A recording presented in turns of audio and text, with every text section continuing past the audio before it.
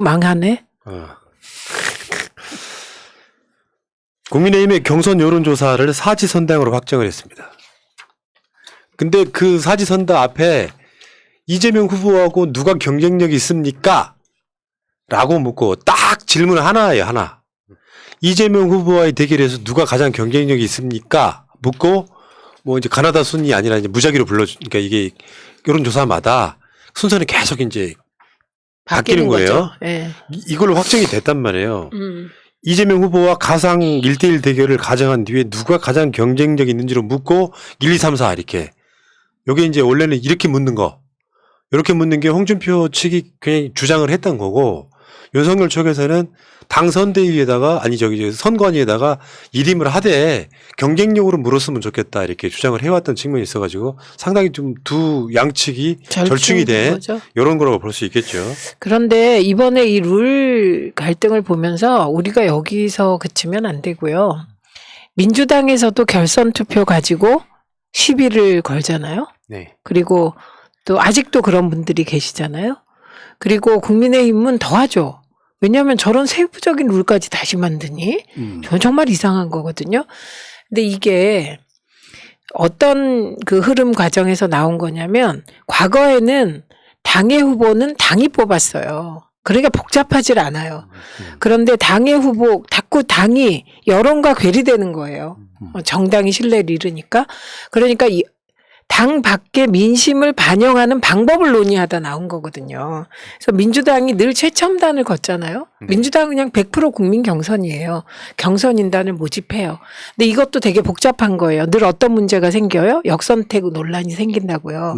그래서 오픈 프라이머리라는 걸 저희가 주장을 해왔죠. 오픈 프라이머리. 네. 그게 그냥 두 당이 동시에 대통령 후보 선출위를 정하는 거예요. 그래서 지나가다가 그냥 들어가서 투표하는 거예요. 어디서든. 네. 네, 그럼 이건 완전히 국민적 뜻으로 후보를 뽑는 건데 이랬을 때 법안이 통과돼야 되는 거예요.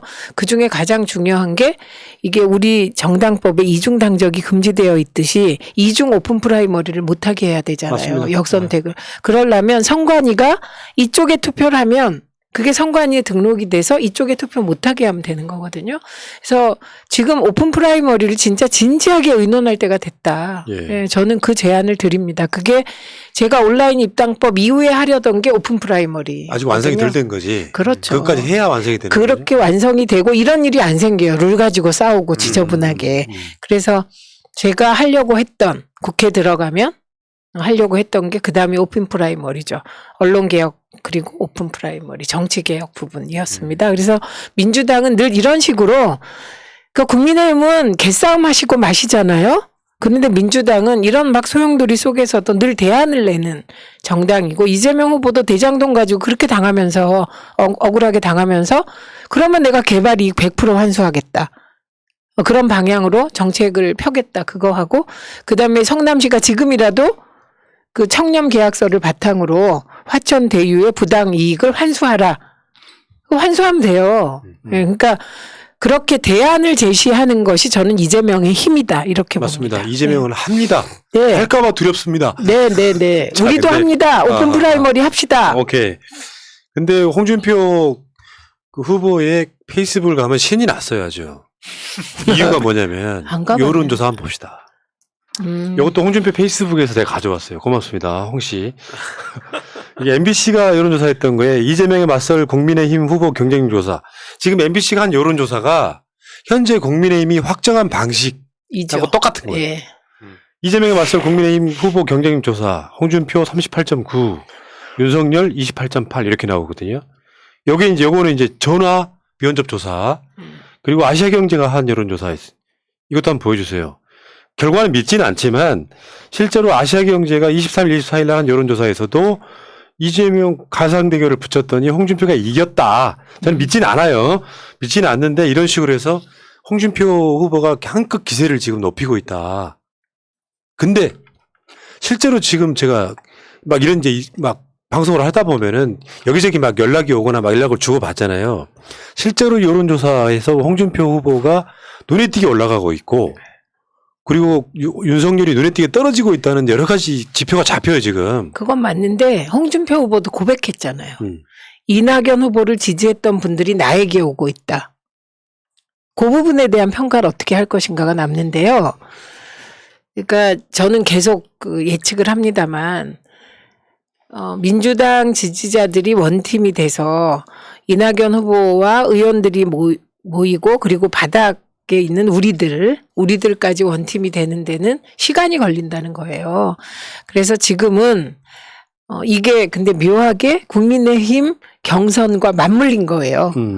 그래서 저는 정말 잠옷 흥미롭게 지금 보고 있습니다. 그 이낙연, 이재명 두 후보가 찻집에서 만났잖아요. 네. 거기 비하인드 하나만 좀 알려드리면은 이제 막 이재명 원팀 안에 막 그러면서 막 주장했던 사람 중에 한 사람을 누군가 가리키면서 쟤 국민의힘 당원인데 실제로 그런 사람들이 있다는 거예요. 다는 아니겠지만 자. 그 분석 중에 이제 그거 한번 볼게요. 그러니까 실제로 지금 아직까지는 윤석열이 조금 앞서 있는 건 사실이에요. 근데 추세잖아요. 다음 주 금요일입니다. 이 추세에서 봤을 때 여기 대략 이렇습니다. 국민의힘의 이 경선률은 국민 여론조사 50, 당원 투표 50이에요.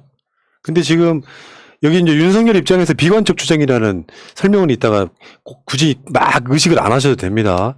그러니까 현재로 봤을 때 국민의힘 국민 여론조사는 홍준표가 윤석열보다 많이 앞서요. 많이 앞서요. 29대 39, 29대 39 이렇게 객관적으로 봤을 때 당원 투표는 윤석열이 48대 홍준표 37, 뭐 54대 32 이렇게 윤석열이 많이 앞섭니다. 그렇게 해가지고 이제 유효표를 100% 환산했을 때 환산 전의 득표율은 윤석열 39, 홍준표 38. 그러니까 비관적으로 봤을 땐 그렇고, 객관적으로 봤을 때는 윤석열 42, 홍준표 36이라는 거예요. 요거를 유효표 환산 후에 계산을 해보면 윤석열이 43, 홍준표가 42. 윤석열 입장에서 비관적 추정하면 그렇고, 객관적으로 보면 46대 39 정도까지 올라왔다는 거예요. 일단은, 여기 지금 첫 번째고 하나 더 있습니다, 뒤에. 요거는 이제 여론조사를 합쳐봤어요. 10월 셋째 주하고 10월 넷째 주 여론조사를 한번 합쳐봤습니다. 여기 자세히 보시면은 하나씩 설명을 좀 해드릴게요. 다른 건 볼 필요가 없이 맨 뒤에 색깔 칠해진 부분 있죠. 여기만 좀 보시면 될 것 같아요. 여기에 유권자 전체에서 앞에 그 마이너스가 있고 플러스가 있잖아요. 요거는 홍준표 입장에서 봤을 때 마이너스예요. 그러니까 지금 전체 유권자 전체로 봤을 때 10월 셋째 주에는 홍준표가 전체 여론조사를 다 합쳤을 때 마이너스 2를 뒤지고 있었어요. 근데 10월 4주에는 홍준표가 4를 앞섭니다. 그리고 쭉 보시면 이렇게 체크 표시된 거 있죠. 국민의힘 지지층에서 마이너스 11 지고 있던 게 지금 마이너스 1까지 줄어든 거죠. 보시면. 그리고 문재인 반대층이라고 하는 게 소위 말하면 지금 정권고치 여론이 뜨거운 그 층이잖아요. 이 사람들 층에서 지난주에 여론조사가 합쳐봤더니 마이너스 6. 홍준표가 윤석열이 지고 있던 게 지금 0이 됐어요, 0이. 문재인 대통령 반대층에서. 이 과정으로 봤을 때는 조금만 더 푸시가 되면, 물론 이게 이제 전두환 뭐 정치 잘했다, 뭐 개사과 이런 것들이 계속 반영되면서 조중동도 선전하는 상황에서 윤석열의 지지율이 계속 내려가고 있는 거를 보여주는 이 결과물이죠, 이게.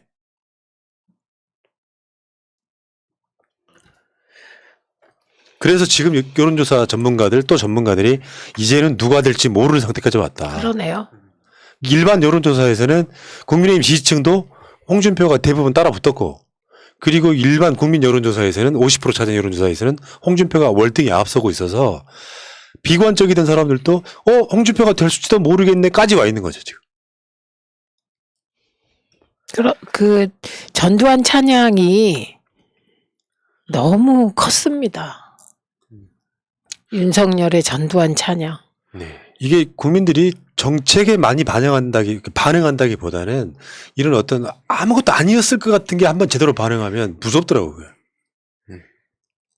그러니까 저는 윤석열이 진짜 너무너무나 무서운 사람이라 생각이 드는 게 뭐 이런 적전선이라는 게 있잖아요. 그러니까 예를 들어서 유승민 후보에 대해서 사람들이 봤을 때 이 사람의 가치나 추구하는 철학, 정책 이거는 공감하기 어렵다.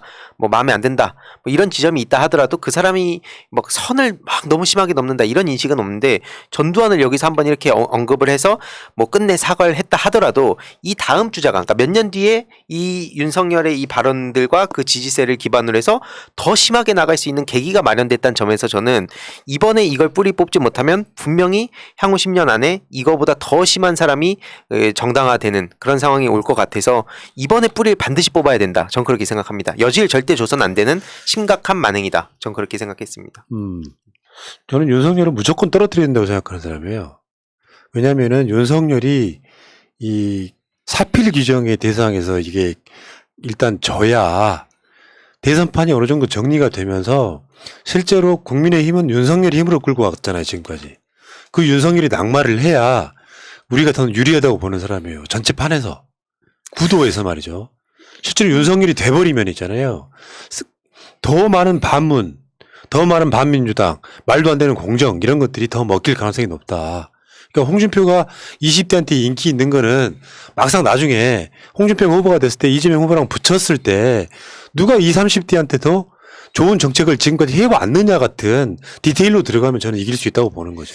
그러니까 이게 최재형, 윤석열의 존재가 대선판을 헷갈리게 만든 존재거든요. 사실. 아니 문재인 정부의 검찰총장과 문재인 정부의 감사원장이 임기 중에 나가서 야당으로 넘어가서 거기서 대권 후보로 나온다는 게 이게 말이 됩니까? 이건 정말 지극히 상식적으로 해서는 안 될 일이잖아요. 그러니까 이 부분에 대해서는 이제 뭐 국민의힘 지지자들도 인식하고 있지 않을까 싶습니다. 네. 아까 어떤 분이 채팅창에 지금 20대가 반응하는 것은 코인이다, 코인. 거기에 대한 이해도도 나는 이재명 후보가 더 높다고 생각해요. 그 중에 누구라도. 우선 이재명 후보는 본인이 주식 투자를 오래 해왔기 때문에 투자에 대해서 나름 아마 실천적 감각이 있을 것 같고 가상화폐에 대해서도 지역화폐 등을 해봤기 때문에 그런 현재 우리가 근본이제 하에서 돈으로 인정하는 것 외의 부분에 대한 고민을 했을 것 같습니다. 혹시 가상화폐도 투자하지 않았을까? 이재명 만능설. 제가 실제로 이재명 후보가 되게 무서운 사람이다. 그러니까 뭐 지지하고 말고 이런 차원에서 무섭다는 게 아니라 진짜 이 사람은 인간의 심리를 꿰뚫고 있다는 차원에서 되게 무서우면서도 든든하다는 생각이 드는 이유가 기본적으로 일베를 대하는 방식을 아는. 그러니까 저도 일베 한 10년 동안 쫙 보면 이게 걔네들 그냥 나쁜 애들이야 라고 해서 해결되는 문제가 아닌데 그 심리를 캐치하고 어디를 잡아야 이걸 해결할 수 있는지를 정확히 아는 사람 같아서 이분이 이제 본선 후보로서 본격적인 이제 그 대선 경쟁에 들어가면 충분히 그들의 그 마음을 끌어당길 수 있는 몇 가지 포인트들을 알고 있다고 생각합니다. 이게 그리고 예를 들어서 e스포츠 영역도 게임에 대해서 지금 저쪽 하태경 의원이 만약에 상징성을 갖고 있다 치더라도 성남시에서부터 이재명 후보가 쭉 해온 거 보면 e스포츠 되게 많이 관심 가지고 성과 낸 게 있거든요. 그래서 그런 것들이 이제 서서히 풀리면 된다. 다만 지금 아직 저쪽이 본선 후보가 결정이 안 됐으니까 이게 부각이 안 될 뿐이다. 전 그렇게 보고 있습니다. 그러니까 우리 현명하신 20, 30대 분들이 최소 윤석열은 찍지 않을 것이다. 일단 그렇게 봐요. 윤석열은 대선판에서 사라지게 만들고 그 수사를 받게 만들어준 것이 저는 정의라고 생각해요. 그 이준석 대표가 얘기하는 이준석이 대표된 이후로 20만 명 정도의 20, 30대가 들어왔다는 거 아닙니까? 그 표심이 어디로 갈지도 엄청 궁금합니다. 그런 면에서는 뭐 홍준표가 불리하다고 할 수 없는 거죠. 왜냐하면 지금 여론조사는 아까 보여드린 게 국민의힘 지지층 당원 아닌 사람들. 국민의힘 당원이 최대한 53만 명 된다 그래요. 그러면 투표율 한 60, 70% 봤을 때 한 40만 명 정도 투표한다고 보거든요. 이게 이제 어떻게 작동하느냐인데 이준석 이후에 새롭게 들어온 20, 30대 당원이 한 20만 명 정도 된다 20만 그럽니다. 명 된대요. 그 정도 되면 어떤 식으로 작동할지. 그러니까 11월 5일 날 윤석열이 얼굴 색깔이 어떨지 기고만장할지 아니면 이제부터 이제 온갖 불안이 엄습해 오면서 이제 패밀리 비즈니스, 장모, 자기 본인이 계속 본격적인 수사 대상이 될지 이건 아무도 모른다는 거죠. 능력이 돼야지. 내가 한번 우리 그 패널들 방에 올려드린 오늘 영상 하나 있었잖아요. 그 배달 노동자에 대해서 유승민이 물을 때 배달 노동자들 있지 않습니까? 이분들이 오토바이 타고 다니는 라이더라고 그러하지 않습니까? 이분들의 안전이나 처우에 관한 소위 말하면 플랫폼 노동자죠. 거기에 대해 어떻게 생각하십니까?라고 물으니까 윤석열이 이분들이 그런 그 일반 근로자들에 비해서 너무 열악하기 때문에 저는 고용보험 인생 다 걸고 뭐 매달 한 번 배달하는데 매번 배달하는데 이렇게 하다 보면 소득도 1등하지 않고 그래서 지금 이분들에 대해서 좀 이 새끼 진짜 씨. 이 대선 나온 놈이 이럴 그러다가 나온 게 고용보험 진짜 미치겠네 진짜. 내가 답답해서 못 보겠다. 이게 1분도 안 되는 동영상이었는데요. 뭐 이런 사람이 다 있어요. 어제 얼마나 웃기는 장면이 있었는데요. 그 홍준표 후보가 나는 이제 내가 대통령이 되면 공영방송을 KBS하고 아리랑 TV 섞어서 하나만 놔두고 나머지는 단계적으로 민영화하겠다 뭐 등등 얘기를 했어요. 그러면서 제 생각에 대해서 의견을 좀 얘기하라 그러니까 동의합니다. 거기 얼마나 폭탄이 많은데. 그리고 언론개혁을 어떻게 하실 겁니까? 그러니까 윤석열 후보가 답하기를 저는 언론사를 경쟁시키려고 합니다. 그게 첫 번째. 지금 무한 경쟁 때문에 기자들이 난리인데 그러면서 언론의 자유라는 게 언론사, 즉 언론기관의 자유 아니겠습니까? 이러는 거예요. 이 사람은 언론 자유가 언론 사주의 자유라는 거지. 이건 제가 보기에는 조중동 사주식 언론관입니다. 뭐 그분들하고 술 마신 분 아니십니까?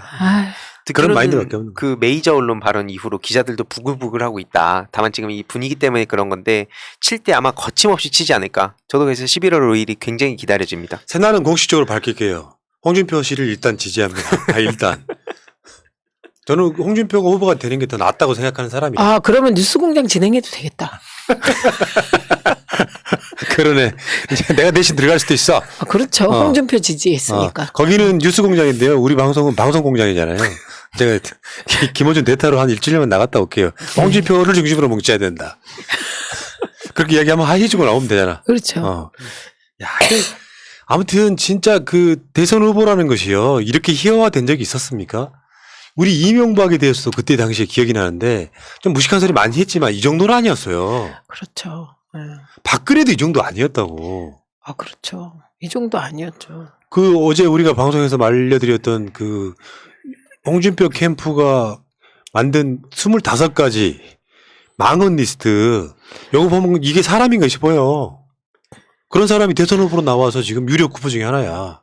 대한민국 부끄러운 줄 알아야죠. 근데 그런 자가 지금 현재 홍준표에게 저는 그렇게 보이거든요. 일단 윤석열에 대한 지지는 정권 교체를 해달라는 지지 이상도 이하도 아니었는데 다른 주자가 받쳐 올라오지 못하니까 그냥 머물고 있던 그 지지율이 결정적으로 전두환도 뭐 정치를 잘했지 않습니까? 사과는 뭐 토리한테 뭐 이런 요딴 식의 짓거리 하면서 언론이 맹폭을 하니까 이제 손이 안 가기 시작하면서 홍준표한테 표가 간다거나 지지가 빠진다거나 하는 여기까지 와 있단 말이죠. 네.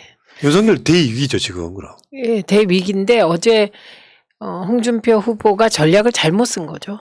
홍준표 후보가 갑자기 맏형 이미지를 보이겠다. 그래갖고 어떻게 이기시려고요. 내부 정질이라는 소리 듣기 싫어서 네. 일단 멈춤한 거죠. 네. 저는 하나 그냥 개인적으로 궁금한 게 이준석 대표랑 지금 윤석열 총장의 사이가 엄청 안 좋아서 이게 이준석 대표를 지지하는 2030도 윤석열 씨를 되게 싫어한다 했잖아요. 그럼 만약에 윤석열이 저도 떨어지는 게 좋다고 보는 입장이지만 그 조국 장관님한테 했던 짓들 이런 거 근데 만약에 본선 후보가 되면 그럼 이게 어떻게 될까 되게 궁금해요. 왜냐면 윤석열은 주변에 있는 측근들이 얘기한 거 봤을 때 진짜 그냥 꼰대 전형이거든요. 그러니까 진짜로 국민의힘을 지지하지만 진짜 윤석열 싫어하는 사람 되게 많은데 이준석 대표가 만약에 나서서 뭐 예를 들어서 원팀 해야 되니까 어쨌든 그렇게 간다 치면 그 지지자들이 갑자기 하루아침에 또 윤석열 지지할까? 그때 또 그 내부 분란도 생길 것 같아서 개인적으로 그게 좀 궁금한 상황이긴 합니다.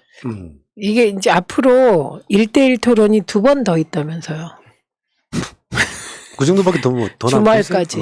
그럼 그 2번이 또 뭐 무슨 일이 벌어질지 흥미진진합니다. 근데 홍준표는 지금 이제 그 이야기를 하나 잡은 거죠. 맥을. 왜냐면은 이재명 붙여놨더니 내가 다 이긴다고 나왔다. 그렇죠. 요것이 밖에서만 움직이는 게 아니에요. 당원들도 움직여요. 아, 홍준표가 후보가 되면 이재명 이길 수 있어서 정권 교체할 수 있겠구나라는 분위기만 만들어지면 윤석열 한없이 무너진다. 그런 과정에서는 윤석열은 지금 대위기에 봉착해 있는 거죠. 지금까지 뭐 나왔던 위기는 아무것도 아니에요. 왜냐면은 경선 탈락하는 순간 이 사람은 무조건 다 수사거든. 고소고발건이 윤석열이 내가 알고 있는 게 열 몇 건 걸려 있어요, 지금. 아니 굵직굵직한 것부터 따져보세요. 윤우진 건. 그다음에 아내의 도이치모터스 건, 코바나 컨텐츠 협찬 건 있죠. 그다음에 장모 양평 그 새로 나온 것도 고발됐죠. 그다음에 이 지금 선거 개입. 그다음에 또 하나 가려져 있는 게 대검 사유화 의혹이에요. 그 문건. 그거는 어떤 법으로 처벌이 가능할까요? 그거 직권남용이죠. 어. 그래도 직권남용 이번에 뭐 그 대장동 가지고 황모 사장 나간 거를 어떻게든 이재명 후보를 엮으라는 게 직권남용인데 그게 완전 대검 사유와 근데 직권남용. 직권남용 같은 경우는 입증이 좀 힘든 제목 중에 하나잖아요. 힘든데 저들은 하고 있잖아요. 지금 말도 안 되는 걸로. 그러니까 엄청 많은 거예요. 그 장모는 이미 뭐 재판 2개 하고 있고요. 사기건 2개. 뭐 증거 있으면 내보십시오 하는 그런 짓도 있잖아요. 근데 증거가 있는데도 그런 말을 그러니까. 한다는 거지. 아우 정말. 희한한 캐릭터예요, 진짜. 정말 특이해요. 그러니까 이거는 내가 이제 유머로 하는 이야기가 아니고 진심으로 얘기할게요. 문 대통령의 큰 그림이었다. 즉, 검찰 개혁을 완성하기 위해. 아니, 윤석열을 검찰총장이 내정해서 그런 짓을 할 걸 뻔히 알고 그래서 윤석열이 지지율이 높아서 국민의힘의 1위 후보가 되도록까지 만들어준 다음에 이게 윤석열이 경선에서 탈락하는 건요 어떤 의미가 있냐면 반문 기치를 내건 가짜 정치인 하나가 나락이 되면서 윤석열이 처벌받거나 하는 거에 따라서 국민의힘 후보 다른 후보의 지지율이 같이 연동될 가능성이 전 높다고 봐요. 윤석열이 경선 탈락해가지고 막 수사받는 여러 가지 모습들이 연출이 되면 국민의힘이 전체적으로 홍준표 지지율도 전 떨어진다고 보는 그렇죠. 거거든요. 이 구조가 놓여 있는데 만약에 윤석열이 후보가 되는 상황이 오면 검찰부터 시작해서 상당히 많은 사람들이 윤석열이 옳았다 같은 준동을 어마어마하게 할 거예요. 그러면서 문재인 정부의 뭐 내로남불 같은 공정 이야기 같은 것들이 계속 더 먹힐 가능성이 되게 높다. 이런 관점에서는 윤석열을 먼저 떨어뜨리는 게 전략상 저는 더 유리하다고 보고요. 물론 우리 전략대로 되지는 않겠지만 현재 분위기로만 보면 한 일주일 후에 여론조사가 어떻게 나올지 궁금하긴 한데 저는 10월 5일 날 윤석열 무조건 떨어질 거라고 보고요. 문제는 머릿속에 한번 생각을 한번 해보자고요. 이재명 대 윤석열. 사실상 양자구도. 이재명 대 홍준표였을 때 국민들이 무엇을 보고 어떻게 선택할지. 결국에는 저는 박빙의 게임은 아닐 거라고 보는 사람이에요. 실제로는 어떤 이슈의 논란을 막 지지고 볶고 지나가면 문재인 정부에서 못했다고 하는 부동산 문제까지도 가장 해결할 적임자로 국민들은 여론조사 보면 이재명 후보를 꼽지 않습니까? 그런 과정들이 놓여 있기 때문에 일단 저는 우리 대선 가도에서 윤석열 먼저 탈락시키고 홍준표하고 이재명을 붙였을 때 저는 원사이드하게 이길 수 있다고 봅니다. 여기 막 푸나님한테 반대한다. 윤석열이 올라온다. 이런 분들과 내기를 하시지요. 내기까지는 싫고요. 왜냐하면 그게 뭐 점쟁이가 아니기 때문에 문제는 전략상 윤석열을 떨어뜨림으로써 오히려 우리한테 더 유리할 수 있다. 청운 도사에게 가서 여쭤보고. 아니 어쩌면 저도 마지막으로 간단히 말씀드리면 윤석열이 2021년에 이 레거시 미디어와 뉴미디어의 메커니즘을 너무나 잘 이해하고 있는 게 아닌가라는 생각이 한편으로 들더라고요. 뭐냐면 지금 어차피 팩트를 믿는 세상이 아니다. 아까 그 포스트 트루스 말씀드렸듯이 가만 보면은 그냥 온갖 그 본인들을 향한 비판, 그러니까 실제로 했던 것마저도 다 그냥 정쟁화시키고 그렇게 본인이 그래서 가만 보면 비판하는 것들 뭐 선거 개입이다 뭐다 이런 것들 다 본인이 저질렀던 거잖아요. 그래서 한편으로 이거 본인이 저질렀던 짓을 이거 다 정쟁화시키면서 피해 가려고, 그러니까 어떻게든 정치권에서 계속 발붙이면서 이 시간을 끌고 어떻게든 뭉개려고 하는 게 아닌가. 그래서 어떤 의미에서는 차라리 지금 대중들을 이해하고 이런 다 의혹 제기하고 온갖 이상한 말 해가지고 사람들 헷갈리게 하고 그러는 게 아닌가 하는 생각이 한편으로 들었습니다. 네, 알겠습니다. 자, 지금 새날이 그 46.4만 명에 지금 5명 남아있네요. 구독 좀 부탁드리겠습니다. 그리고 이렇게 훌륭한 방송에 좋아요가 아직 많이 안 돼요. 어머나. 어머. 의원님도 안 누르셨잖아요, 지금. 저 눌렀어요. 눌렀어요. 네. 좋아요 좀 눌러주시고요. 구독 좀 부탁드리고.